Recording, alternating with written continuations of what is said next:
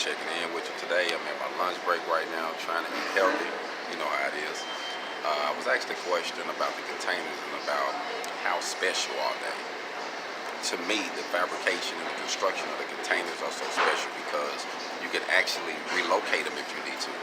So say if something happened to you and you want to pass them down to your kids, or you want to pass them down to someone and they don't want to stay in the area where you at, that's fine. You own the container. They can ship it, put it on a truck, and take it to where they want it, and open it back up. So that's the real benefit of it because it's completely mobile and you actually own it.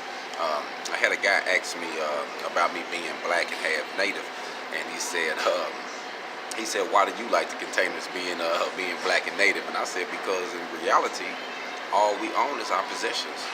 You know, even on the Trail of Tears, you was able to keep your possessions. You know, even when you got released from slavery, they gave you, a few things when you left. You see what I'm saying? So think about it. In life, in this U of A, the only thing you really own is what you really own. Hold on.